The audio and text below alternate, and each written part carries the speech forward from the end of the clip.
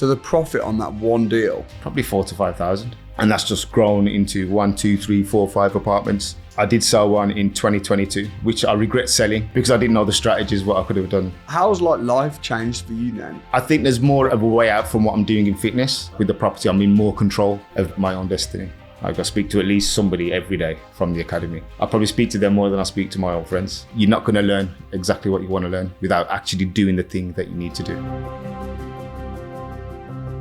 What's your favourite property investment strategy? So far, I would say service accommodation. Okay.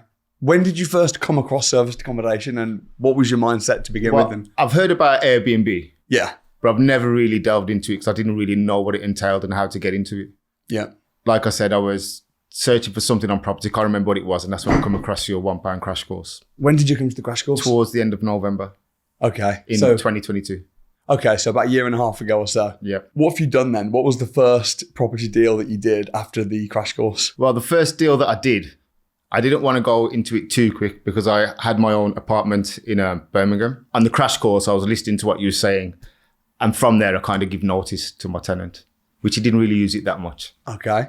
And I thought, let me just implement the strategy onto that one first, and then I'll get into the next one. So you had a property you already owned, buy to let. Yeah. And was it in Birmingham? Yeah. And how much rent were you getting? Oh man, about £650. Okay.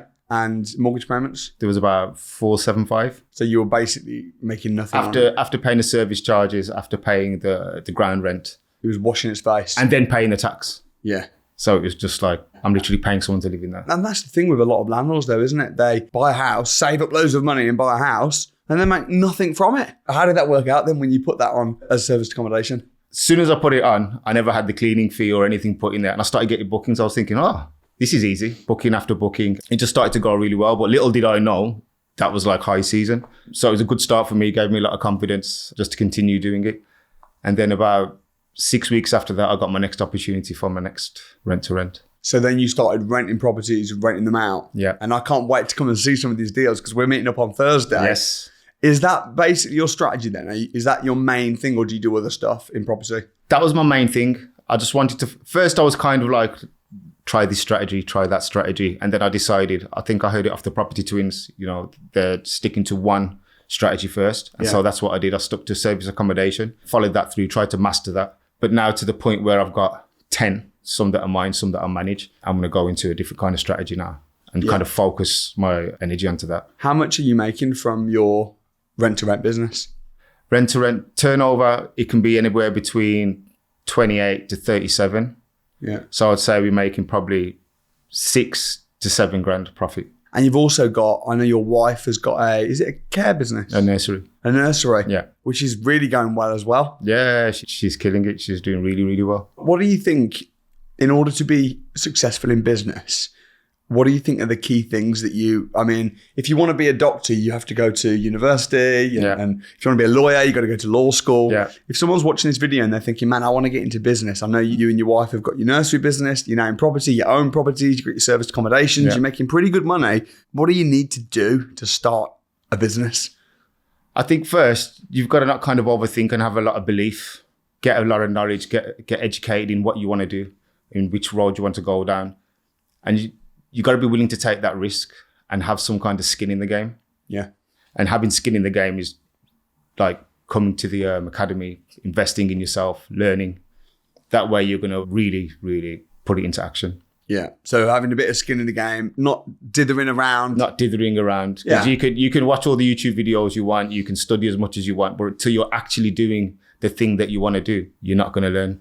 Give me a case study then of one of your deals. How you found it, how much money you put into it, and what's happening and what the structure is. Well, okay. So when I first started on the academy, I was making all the calls as we do. And then I realized I actually know a lot of people, estate agents, people involved in property. So I brought one of the guys, shout out to Callum, brought him on board. That's when we got the first property up. When you say brought him on board, Brought him on board. What did you have to do? What did that look like? Well, did you come out for a coffee or what happened? No, I gave him a call, said I want to talk to him. So we had a call later on. Told him about what I'm doing, told that I joined the academy. And he told me he's been trying to get into this side of the business, but obviously doesn't have enough time. Then we met up, had a coffee. Right. Talked about what we want to do, where we want to take the business. And then he started showing me a few of the properties that he had. And that's when I come across the main house that I have. So you got your first deal from him. Yeah. Certainly the first service accommodation new deal prior to what you already have from him. So I guess there's a good lesson in that, which is sometimes the joint venture partner, the agent, the investor, the developer that you need to meet might be right under your nose. Yep. Because you might be thinking, oh, I'm going to have to go on Gumtree and call loads of landlords. And you say, well, hang on a minute. What landlords do I know? Exactly. Maybe. You know how many people have learned about strategies like lease option agreement and have then gone, well, I'm renting off of my landlord. Yeah. I wonder if he'd sell to me. I wonder if my own landlord would let me turn this house into a serviced accommodation lease option agreement. So I think that's really smart what you say. And I think it's really important to think about who's under your nose. Yeah. What investors, what agents. Let's say the average person knows 2,000 people. If those 2,000 people guaranteed, there's business opportunities, of course, amongst some of them. So I think that's a good idea what you did. But it's that thing, isn't it? Low hanging fruit. Yeah. Same kind of thing in my business. There's always somebody in your circle that is doing what you want to do. Yeah. So anybody successful, what do they usually do with the money? They usually invest into property. Yeah. So even if you don't know that they're in property, if they're successful in one career or another, it's guaranteed that they're going to be involved in property somewhere. So what does low hanging fruit mean to you? What the analogy? What are we talking about? The people that are in your circle. So you could be searching, like you said, searching for property, Gumtree, Rightmove, looking around. But obviously look in your own circle, in your family, your close friends. Yes. People that you do business with, people that you go to the gym with. I've had a lot of business from gym as well. Well, that's your background, right? Fitness. Yeah. Are you still coaching? Yeah. So you're a fitness coach / property investor entrepreneur. That's right, yeah. What do you spend more time on now, your property business or your fitness? Probably my property business. Yeah. Yeah. I limit the hours what I do in fitness. I'll still do some one-on-one coaching in the gym just because it gets me out there talking to people. A lesson from COVID, and I still do the online coaching. Yeah. But I've kind of changed the format for how I do it so it doesn't take as much time as I used to spend on it. Why did you want to get into property like full time and go hard on it? What was the reason for the transition? Well, using the example of the apartment that I had. Yeah. I always had a goal, get to 5 properties, get to 10 properties. And then I sold a property early 2022 and I just had enough of it because, every time I had a tenant, I'd have to go back, I'd have to refurb the property to some kind of standard, get a new tenant. And it never really made that much money. And I couldn't see myself having to save up the money, get a deposit, buy another property, rent it out, wait for it to go up in value, make money from it. So it kind of put me off. When I come to the crash course and I heard about all the different strategies and how I can do different things to make money in property, that's kind of reignited my fire to get back into property. You bang on. If you try and make money in property, doing straightforward buy to let, it's maybe going to make money long term. Yeah. But if you tweak things and are a bit creative, you can make it 10 times more profitable. So that service accommodation apartment then, how much does that make on average? I know it's a bit seasonal depending on the month, and you got it on high season and we're probably like 4 weeks in. Oh my goodness, I'm rich. Yeah, this is easy. And then winter comes and you think, okay, so you've got to look at it kind of average, haven't you, really, over the year? How much does it bring in now? On a bad month, it'll probably bring in about £1,500. On a good month, it can bring up to £2,200. Right. Yeah. So now the profit on that then is pretty substantial. I'd say it's over 1,000, and now it's just on an interest-only mortgage. So yes, I don't really pay out much for it, to be honest. Yeah. And again, that's another lesson of low-hanging fruit, which is rather than looking for new properties, what properties do you already own? What have you already got going for you? Which is what you did. You were like, right, who do I know? Oh, I know an estate agent. What properties do I already have? I know this. I'll try service accommodation on this property. So again, I think for anyone listening to this, who do you know? What properties do you already have? Maybe you already have a spare room in your house. Yeah. Put it on Airbnb. Yeah.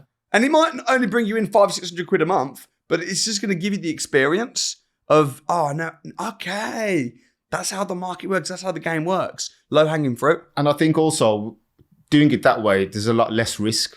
So I learned so much from doing that property. Yeah. From just turning that into Airbnb, I learned a lot from it just in 4 weeks. Yeah. Like you say, until you take an action, you're not going to learn exactly what you want to learn without actually doing the thing that you need to do. How much would that apartment, how much could you buy an apartment like that in that area now? New, it probably cost you about 170 to 180. Is yours new? It's about 7 years old. Yeah. I bought it off plan. Okay. That was another thing that takes ages as well to come to fruition. Yeah. And then you'll find yourself 6 months driving past. Is it actually getting built? Yeah.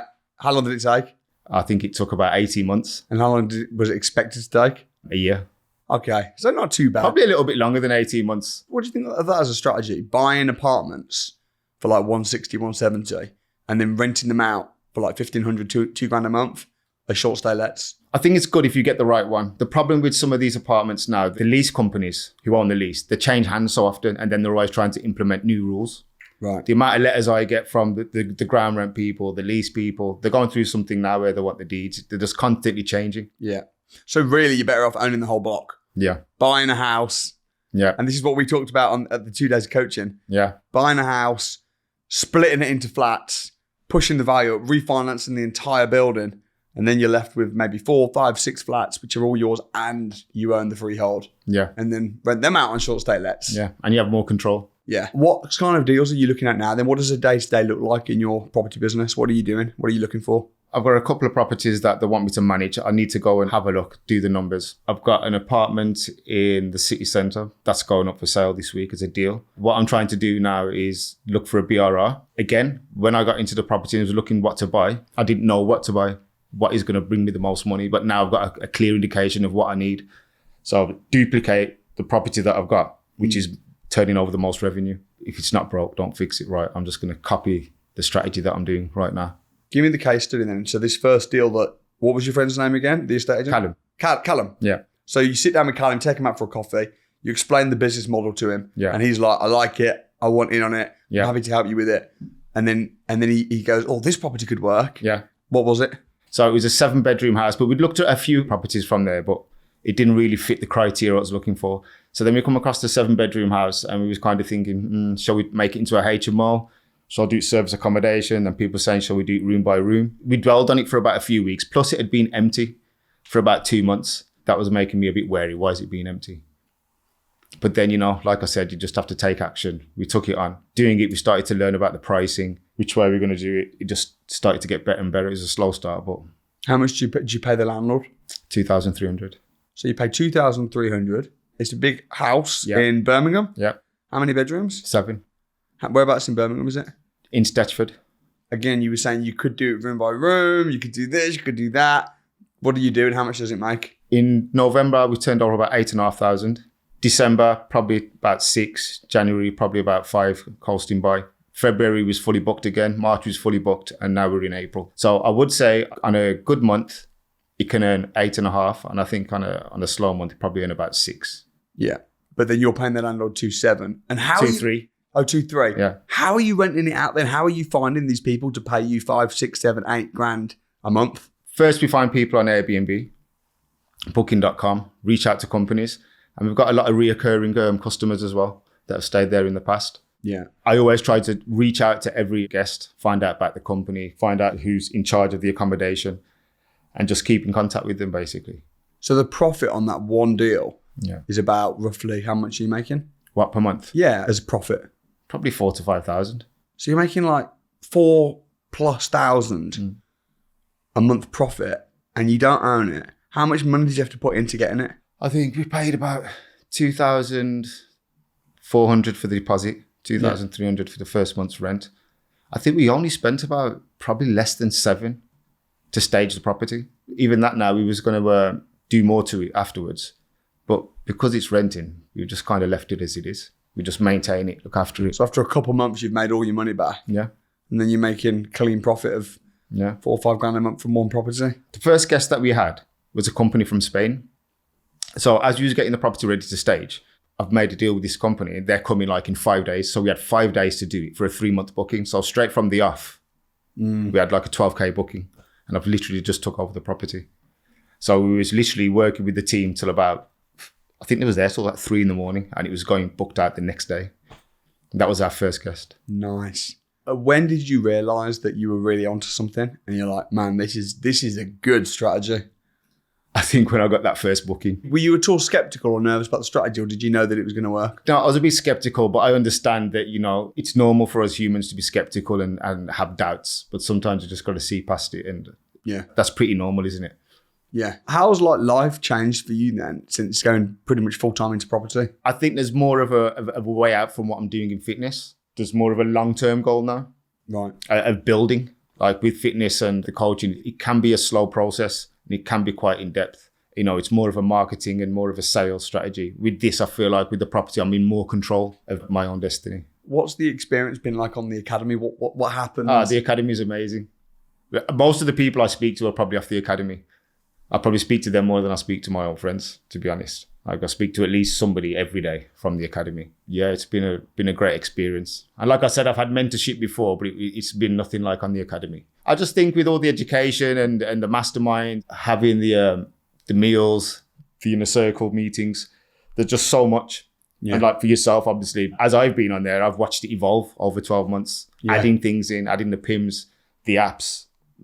There's too many things to mention. What would be your advice for someone wanting to get a rent-to-rent deal, approaching agents? Because it's a tough game. You happen to know somebody, but when you're going in cold and you're starting out from the beginning, you need to be pretty skilled. Yeah. And also you need to know what you're talking about because people will see through you completely if you're just kind of trying it, if you're a bit of a chancer. Yeah. So what advice would you give to someone? I'd just speak to as many people as you can and refine your skills talking to somebody. Yeah. And just be confident, be yourself. Everybody has started from somewhere. Yeah. You know, nobody's going to expect you to know everything straight away. Yeah. You know, as long as they can see your passion for it and you're serious about it and use an individual or a committed person, that's what you need to do. I think that's true. I think numbers game and refining your skills really important. Yeah. I mean, making calls, one of the things that I'd highly recommend is when you make a phone call to an agent, a landlord, an investor, whenever you're trying to sell anything or you're trying to do a deal, record yourself. Yeah. And then watch it back. And then you might do a call and you think, oh, did I do good? What happened? When you watch it back and you're not emotional, you're not nervous, you're just watching it back, you can be like, oh, that's where I messed up. Oh, oversold. Okay. Oh, he said this. I should have said this. Right. Now make another call, record it, and just coach yourself. I think once you've got used to it and you've built that confidence, like with me, I had my first apartment, so I could actually go and say, look, I've got this one running. And then when I got the 7-bedroom, that one's running. I joined up with my other JV partner, Pedro. Shout out to Pedro. We ended up getting more apartments in Hockley in Birmingham. And that's just grown into 1, 2, 3, 4, 5 apartments. Nice. And it's like a really great complex. So I think once you've got 1, 2, it starts to become a bit easier. You start to have that confidence. Yeah. You can kind of speak with a bit more authority once you've got them. Yeah, and you can say, actually, we've got this property and this property, and this is what we're doing. Yeah. So true. Yeah. I think your first deal is usually your hardest. Yeah. And then, as you say, you can use that as a case study moving forward. That makes sense. Do you own property as well? I know you own that one apartment. Do you own other property? I own the property that I live in. Yeah. I also own another property that I've got in Warsaw, which still has a buy-to-let tenant in there, somebody that I've known. But I did sell one in 2022, which I regret selling, but everything happens for a reason. Why do you regret it? What happened? Because I didn't know the strategies, what I could have done. Oh, you just thought it was a crappy buy-to-let? I just had enough of always refurbing a property, fixing it back. What would you have done with it? Would you have done it as service accommodation? Yeah, 100%. And would it have worked? Yes, it would have worked. Damn. Oh, well, we can't live in the past. Damn. So probably then for people watching this, if they're already in property, they could revolutionize their existing property business. Yes, 100%. If they're not, if they've already got connections, which everybody has connections. Everybody. Find the low-hanging fruit. Even when you think you don't have connections, you do. And especially if you've got your own property and it's a buy-to-let, you're in a position where you can take that chance. Yeah. Because you're not in a contract with a landlord. It's your own property. There's nothing wrong with starting to put your own property on service accommodation and test it out. And you might just surprise yourself. What's the biggest challenge about the everyday running? I mean, you've got multiple properties now that you're running a serviced accommodation, short stay lets, using Airbnb, Booking.com. You're also managing other people's properties that you don't own. What are some of the challenges? I mean, you've talked about buy-to-let challenges where people live there for a year, move out, and now you've got to refurb the property. That's annoying. What are some of the challenges to service accommodation? And also, what are some of the opportunities? I think systemizing it, using the right software to make sure that, one, you're maximizing the revenue, as well also making sure that it takes a bit of the slack off yourself with guests and automated messages. Having the right cleaners as well is paramount. Yeah. Having some kind of quality control as well, which Pedro's really good with that. And also having a system to have your laundry done as well. You know, what does that look like?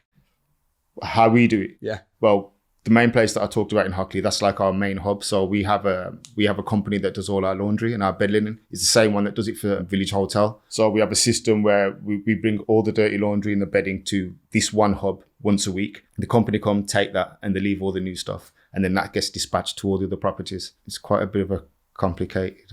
You've got to get it right. Yeah. And you've got to get cleaners. Yeah. If you've got just one property, could you get the cleaners to just sort the laundry? Yeah, you could with one property. But because you've got loads. It's because of loads. We've had to change it because obviously on one weekend we could have like 40 beds that are being slept in that need to be changed by 3:00. You're really in the hotel business now then. Yeah. What do you think is going to happen with the regulations of service accommodation? Because they're talking about bringing in some sort of, whether it be C5 or something like that. What are your thoughts about that? I think we'll just figure it out. Yeah. I think we'll just figure it out. I'm not really worried about regulation. Because obviously the same as landlords, if there is some bad service accommodations out there that are not run properly, that people expect not to do any work, and it does take some work. So I'm not really worried about that. If the regulations come, we'll get over it some way or another. Usually the people that suffer are the people that are doing it, the cowboys. Yes. And the reason they normally bring in regulation is to ensure that things are being done properly. Yeah. So as long as you're doing things properly, and as long as you're, as an entrepreneur, prepared to adapt, yeah, there's often opportunities with changes. Yeah. Like we saw with HMOs and grandfather rights. And so it'd be interesting to see. And, Birmingham is a tough cookie to crack as well, because everybody said it's saturated. But if it's saturated, that means there's a lot of business there, right? What do you mean by that? Well, everybody said there's so much properties in Birmingham that's on Airbnb. It's a saturated market. But look, I'm in the fitness industry. There's nowhere more saturated than fitness. So it doesn't really bother me that it's that way. How do you stand out and win? You have to just give a better quality service, get your reviews up, make sure you're unique. It's an interesting point though, what you say about saturation, because normally when something's saturated, it's because there's a lot of supply, i.e. in the fitness industry, there's a lot of coaches. Yep. In Birmingham, there's a lot of properties to choose from. But the reason there's a lot of supply is because there's a lot of demand. Exactly. And going into a business where there's a lot of supply and a lot of demand, because there's a lot of demand, namely a lot of people that want property, a lot of people that want fitness coaches, a lot of people that want short stay lets in Birmingham city centre. As you said, as long as you're good, as long as you're in the top 1% or at least the top 10%, but most of the competition are absolute crap. Yep, 100%. They're terrible. They don't know what they're doing. They've not had any training. They've not got systems and processes in place. You know how many times I've seen people that are running serviced accommodation and then the guests book in the place and then they're going to meeting them and giving them the key. Yeah. I'm like, what is wrong with you? It's basic 101. Have you not got a key safe? Oh, no, because we can't put it one outside. Have you never heard of Key Nest? What? And they've not got the emails automated. They're doing it personally. The property looks terrible. Yeah. It's dated. We do have a VA that helps with that as well. She used to work for me for the fitness, but she's come along and started to get involved with this as well. So she's really good. And I think also what you just mentioned about there's a lot of demand in Birmingham. Remember, there's demand from all over the country. There's people coming from Europe. We've had people from everywhere come and stay in Birmingham. Yeah. What you don't realise, there is a lot of tourism in Birmingham. Yeah. Just because we live there, we don't expect it. Yes. That's an interesting point. You can sometimes, Jesus says that a prophet has no honour in his hometown. And in the same way, sometimes I've noticed that people that live in Birmingham, people that live in, are you from Warsaw? Originally, yeah. Yeah. So same area. I'm from Warsaw. And I remember when I was looking for properties, I used to think, oh, that area won't work because that's a bad area. Yeah. Oh, block switch. No one's going to want to live there. But actually, I was being a bit judgy. Yeah. Even though I was from block switch, you can think, oh, no. And it's an advantage knowing the area, but also you can sometimes just think, oh, no one's going to want to come and travel to Birmingham. It's Birmingham. But no, loads of people come and travel to Birmingham all the time. It's crazy. Like, we had a guest from California, like, coming to Birmingham, why? Yeah. But they've got their reasons. Yeah. Whereabouts in Warsaw are you from? Paddock, Chuckery. Oh, yeah. But I've got family in Bloxwich. Yeah. Yeah. I know Chuckery. I went to school in just next to Chuckery, so. Did you? Yeah. And I did junior school. WS1. Yeah. Yeah. Rough area though, isn't it, Warsaw? Yeah, it's a rough area. I sold most of my houses. I had a bunch of flats on Bridge Street, Tudor House. Yeah, those apartments. I know Bridge Street, just in town. Yeah. But I tell you what, man, those properties, interesting. I bought flats there in like 2010 and I paid about 80 grand. Yeah. And then in 2020, I got them valued 75 grand. Really? Yeah. Oh. Really rough. Dying, that part of Warsaw town. Yeah. And then there's something the councils of Warsaw were saying, we're going to invest loads of money into this. We're going to regenerate this part of Warsaw. But then they ended up doing another part. So you can't rely on, it's even the same with regulations that I was saying about service accommodation regulations. Yeah, it's unregulated at the moment. they're bound to bring some regulations in. But when the government said they're going to do something, they often don't. Yeah. Or they would take years. What about when they said EPC ratings has to be C moving forward, and everyone panicked? Oh my gosh. Then when everyone started getting the house refurb, then they said actually 2028. Okay. And then a new bunch of landlords, okay, we've got a few years, started then getting their product, and then they said actually we've scrapped it all together. What? That's right. They just don't know what the government are going to do. I think as well, when you get this information off the news as well, I think sometimes you just got to hold your nerve and just hold on and not make drastic decisions. And be prepared to pivot. Like during the pandemic in 2020, we had to pivot. We had to do acrobatics with serviced accommodation. And everything. Everybody did. Because now we've got properties that we're written out short stay let. We've advertised them on Airbnb and Booking.com and the other sites. Airbnb was closed.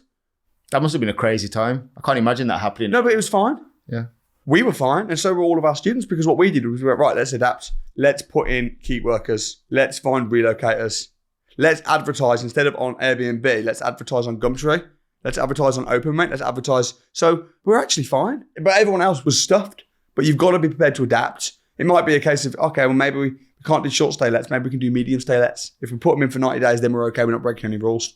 And you've just got to slightly rechange your marketing. Emergency housing for the council. Bang. Have you looked at that? So it's exciting times. And you're a great entrepreneur. What's next for you then? What can we expect to see over the next few months? Getting more onto the BRR side. Yeah. Again, I've got a lot of contacts to get a house refurbed. And I think that's where I'm going to focus my attention. Yeah. And you've got the experience now. Your own properties. Yeah. You've got the experience of the running of them. Now it just makes sense. Now I know exactly what I want to do, what kind of property that I want and where I want it as well. Do you? And how I'm going to run it, yeah. It's exciting, bro. Yeah, man. It's going to be good. What made you agree to come in and do the interview? Because I think it's been really valuable and epic. Well, you mentioned for me to come on and do it. It's just good to come and share my story. Back at home, obviously, when my partner gets home, she doesn't really want to talk about business too much. Some of my friends, it's like, I've been at work all day, and with some of my friends, I know what's going on. So sometimes it's good to just get it out and share my story with somebody who's in the same kind of Not just industry. me, but everyone watching. So I really appreciate you coming on, and keep doing what you're doing, bro. I look forward to continue working with you. Thanks for having me, man. Respect, brother.